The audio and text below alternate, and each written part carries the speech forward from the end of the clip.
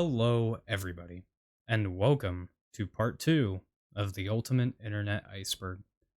This video I've been working on pretty diligently for the past few weeks now, and it is to a point where I am ready to upload it. I'm excited for you all to watch this video, and I hope that you enjoy all of the content that I've put within the iceberg, and as well as researched and just all the information I have to offer. So, I thank you for watching. I don't want to keep you too much longer, so let's get right into the video. Enjoy.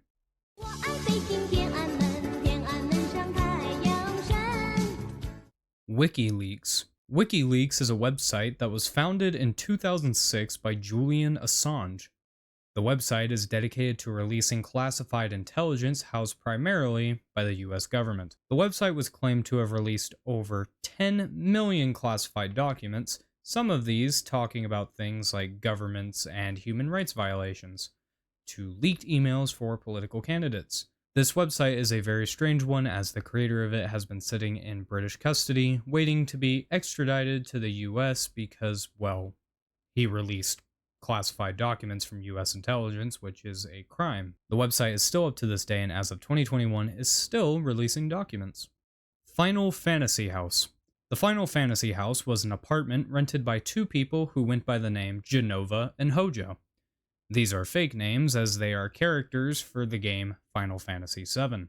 They believe that they were reincarnated forms of these characters from Final Fantasy VII, and because of this, they wanted as many people to believe their delusion as possible and remember their past lives of being Final Fantasy characters, and that way they could become the new physical embodiment of that character. They did this by putting people into soundproof dark rooms, ice baths, and they would even rape them. The house was generally very unkept and smelled absolutely horrible. There is a video on this channel that did a very good deep dive into the mystery of the whole thing, and I suggest you go watch this video if you're interested. Mariana's Web. Mariana's Web is the name given to the deepest part of the internet. Named after the known deepest part of the ocean, the Marianas Trench, this part of the internet houses everything that basically embodies every bit of evil that this world has to offer. From drug lords to people who will kill and kidnap people for you, this part of the internet is very, very dangerous, even with the quote-unquote proper protection. However, thankfully, it is not real, or at least it doesn't appear to be. There is such a thing as the deep web and the dark web, but more or less the stories that come from those aren't necessarily real, or very, very fabricated. Still, a very creepy legend for sure, and one that could actually potentially exist just in a different form than how it's presented here. ilovebees.com. ilovebees.com was a website that was created as an ARG, or alternate reality game, that was dedicated to the game Halo 2. In the trailer for Halo 2, this website was shown and people could go to it, and from there, a game began where you had to solve puzzles and solve mysteries. The ARG was very well received, and it helped Halo 2 receive a lot of attention at the time. The website is not up as of today, but it can be found on the Wayback Machine. TimeCube. TimeCube was a website created by Otis Eugene Ray, the self-proclaimed wisest man on Earth, and it was a website dedicated to hosting some pretty strange things. The website itself is used to take this proposed theory of TimeCube, which is shown here on this paper, and do not ask me what it is about, as I have almost no idea what is going on here. He used this website to show this, as well as other things, saying that modern science is lying to everyone to keep people in the dark about basic intelligence. While that might be true, a lot of the other things he says are simply just absolutely insane ramblings. He claims that he has a direct connection with God and that God talks to him on a near daily basis, and because of this, he is the most enlightened and wisest person and the only person who can teach anybody about this self-proclaimed TimeCube theory. There is an entire rabbit hole I could go down with this entry, but for now, I will leave it here. Suicidemouse.avi. This is a creepypasta about a lost episode of the original Mickey Mouse cartoon from all the way back in the 1930s. The episode described says that it is just Mickey Mouse walking against a background that loops for a while, all while looking very sad. Eventually, he grows this disturbing smile on his face, and eventually screaming can be heard. At some point, the person who originally watched this ended their own life after seeing what happened at the very end of the episode. This was basically the first Lost episode creepypasta and is pretty much responsible for every Lost episode creepypasta existing afterwards. And for all of you asking, no, this is not the real thing, as this is a creepypasta. This is simply a artist's rendering of what it would have looked like if it was real. Lake City Quiet Pills. Diving into another potential rabbit hole with this one, Lake City Quiet Pills was an image hosting website that was first started in 2009. On Reddit, people discovered a Reddit thread dedicated to this website, and in it they found people talking about a man named Milo who died and how he gave them his first gig. From all the talking in the Reddit thread of many people just talking about their previous experiences of life and the jobs that this Milo character did for them, as well as the website being very just strange, many people came with the theory that the website was a front for gathering and organizing ex-military personnel and hitmen to hire. And while this has not been proven, the entire name, being Lake City Quiet Pills, could be a reference to Salt Lake City, and Quiet Pills being a reference to, well, bullets. This is a very strange rabbit hole that many people have covered before me, so I suggest you go check those out if you're interested. Cicada 3301. Cicada 3301 was an internet group that popped up in 2012, and their request was asking people to decipher and decrypt secret messages that they had hidden all over the internet. They popped up and nobody thought much of it until people began to decipher the messages that they had hidden. They then began to realize that this was an absolutely massive and extensive organization that wasn't just one person doing this, as there was puzzles hidden around the entire world. They wanted to find the best computer experts that could do anything from hacking to cryptography. The group popped up multiple times after the first puzzles ended in 2012, but since 2014 haven't ever showed up again. Probably in part to their latest puzzle, which was released in 2014, never actually being completed, as most people could not find a way to solve it, as it was way too complicated even for some of the smartest minds on the internet. Nobody really knows who these people were, and that makes it just such a strange mystery. Ted the Caver. Ted the Caver is a creepypasta. But not only that, it is widely regarded as the first creepypasta.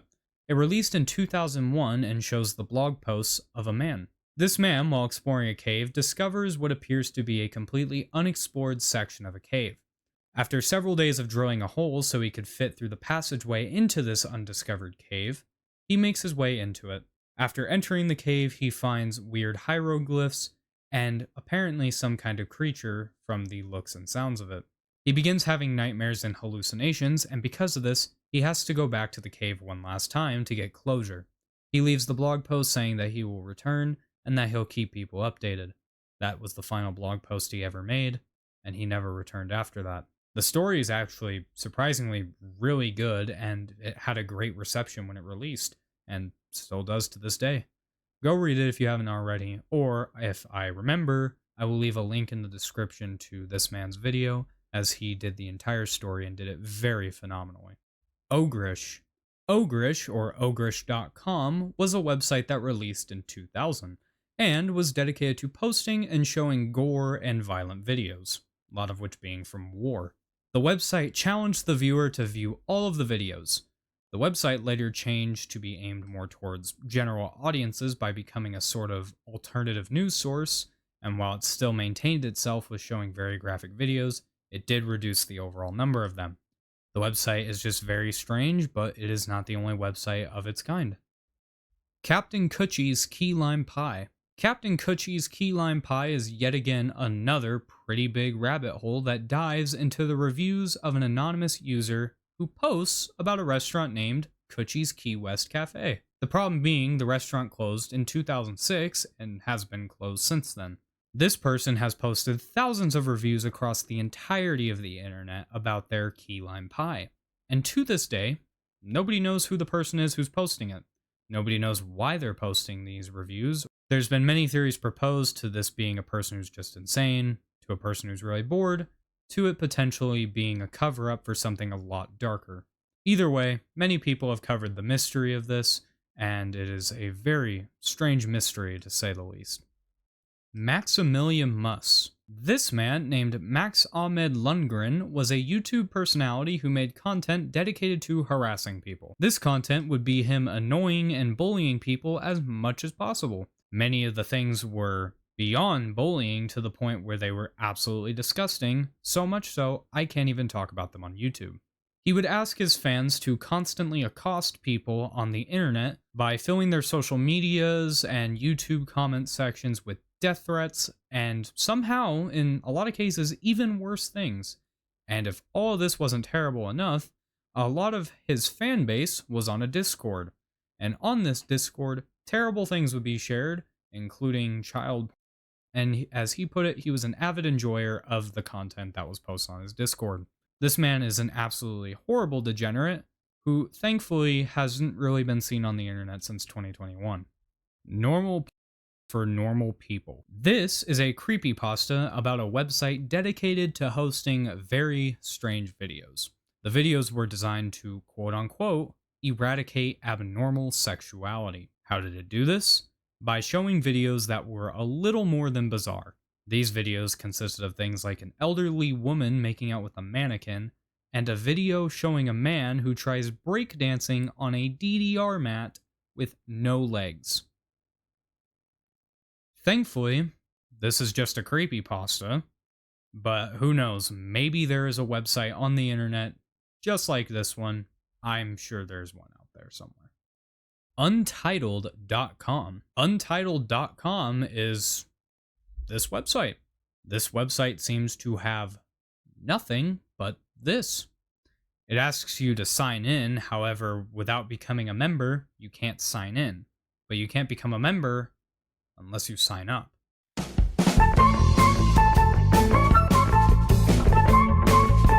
I haven't seen a lot of info about this website on the internet, and it seems almost nobody has talked about this. I assume this is just an art project of some kind, but either way, very strange. Unfriended. Unfriended is a 2014 movie that shows as a bunch of friends sit in an online chat room. This takes a dark turn as we find out someone has posted a video of a girl, in which the girl then ended her own life because of the video. She then begins haunting the chat room, and the people begin ending their own lives through a curse. The whole idea of it being through only one person's computer screen is pretty intriguing and can make for a pretty entertaining experience overall. Hong Kong 97. Hong Kong 97 was a game released in 1995 and shows as a PNG of Jackie Chan goes and fights a bunch of Chinese people and also fights the disembodied head of Chinese chairman Deng Xiaoping. If that sounds ridiculous, it is exactly how it sounds. I am not joking. This game was made in the staggering time of 2 whole days, and it shows, as it is very bad and has very repetitive gameplay outside of the very bizarre premise. The game is actually so rare that there seems to be no physical copies on the internet available for anybody to purchase. Probably for good reason, as the game is downright terrible. Chip Chan. Chip Chan is a Korean woman who sits in her home all day and has live streaming cameras set up all around her house. She has these cameras up as she claims that she is being held hostage by a corrupt officer named P. She also claims that she has a mind control weapon implanted in her head above her eyebrow. She was discovered all the way back in 2008, and she is still around to this day.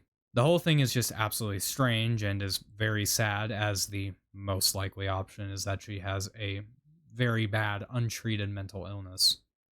Trance 009. I honestly don't know why I put this one so far down on the iceberg. All this is a song named Trance created by 009. The song is used in a surprising amount of YouTube videos, and while I won't play it here, you have probably heard it at some point, and, well, you probably will know it as soon as you play it. The only thing I can really say about this is it does have a kind of creepy undertone with the whole song and the way that it plays, but other than that, not really much to talk about with it. I Have No Mouth, and I Must Scream. This is a book written by Harlan Ellison and was published in 1967. The book sees as 5 people live inside one of the only habitable places on Earth, a massive labyrinth of computer walls created by an AI that was created to help in the events of the Cold War. After nuclear devastation occurred and the Cold War left basically everybody dead, this AI, named Am, torments these 5 people every single day, preventing them from ever ending their lives just so it can continue to torment them. I'm not going to go too deep into this, as I suggest you read it for yourself, but if you don't want to read it but still might be interested, Wendigoon made an absolutely amazing video covering the entire book in extensive detail, and I suggest you go watch it if you are interested. Alright everybody, I thank you so much for watching. I hope that you enjoyed this video. I made this video a bit shorter just because I have been working on some other projects that I think you all will like, and I've been putting a lot of time and a lot of effort into those, and I want to continue to put more into it, and so I've just been trying to work on those mostly, and so because of that, this video wound up being a bit shorter. Not that there's any less content I was offering, it's just I didn't include another part of this iceberg. So I hope that it was still enjoyable, and there will still be all the rest of the iceberg for you to watch in some upcoming videos, but I just have some other projects planned that I want to focus a bit more on, so I hope that when I release those you all will enjoy them, and so I don't want to keep you too much longer, so I thank you so much for watching, and if you did like the content, let me know, it does help out a lot, and I thank you so much for watching, and I will see you in the next video. Goodbye. We gon' be okay, we gon' be alright, we gon' be okay, we gon' be alright, we gon' be okay.